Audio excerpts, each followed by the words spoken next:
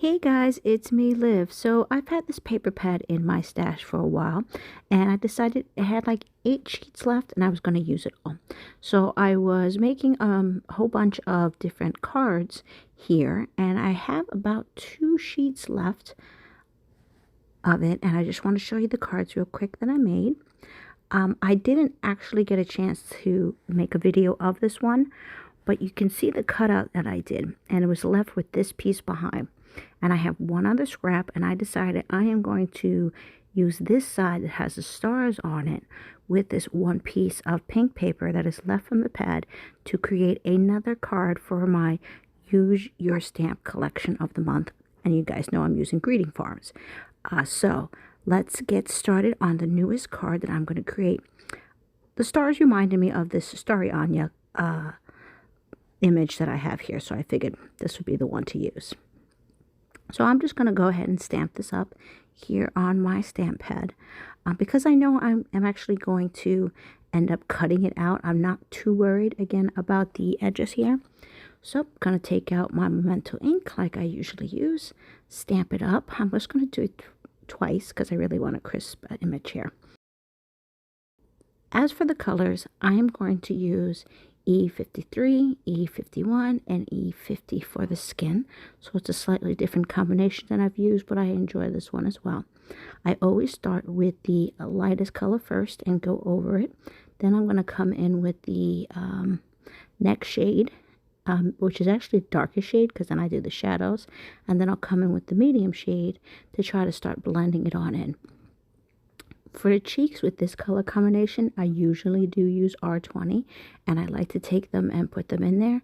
Now I'm just going to be blending all 3 colors in so that I can make the finish off the skin here. So it's nothing too complicated. I'm actually trying a different hair color combination. It's the one that I did in the previous card that you saw there. And I really just like the way it popped doing it. So it is YR24. YR21, and then it's going to be Y08, and then I'll go back over. Now, I am not an expert flicker. You're going to see some people out there who can make every single strand of hair pop out.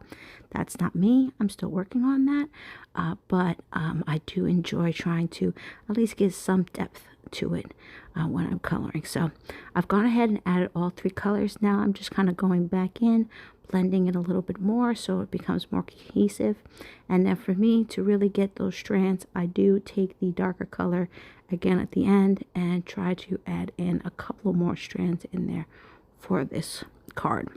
Here I find is still the most challenging for me. But anyway, I hope everyone is doing well out there. It's been quite the crazy week.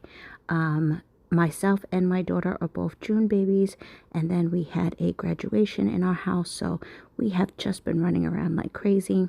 So I am sorry if I hadn't had a chance to add as many videos as I usually do. But anyway, what I decided to do for the outfit is go ahead and add my version of stars to try to match up with the stars on the paper. I couldn't really find an excellent color combination, so you're going to see me playing around with some different greens, which is YG05 and YG01, to try to get as close as I can to the color there. And then I decided I'm going to try to match the dress to the pink paper. So that is with R22, R21, and then R20 to bring it all together.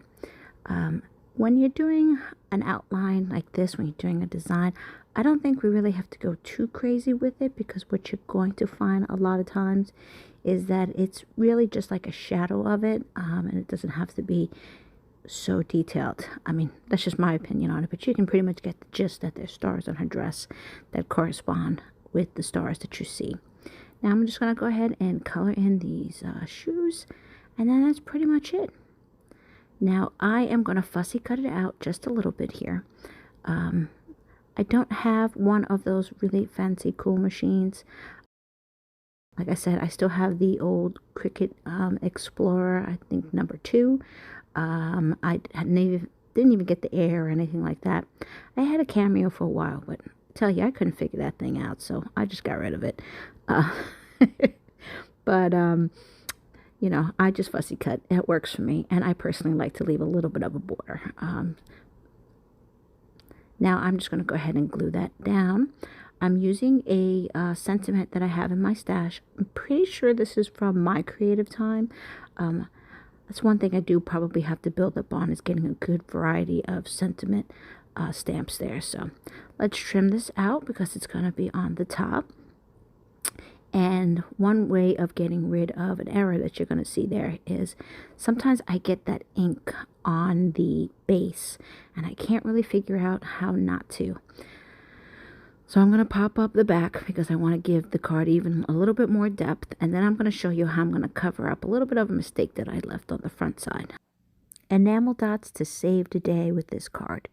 So I will just go ahead and add it to that little spot you see to cover it up.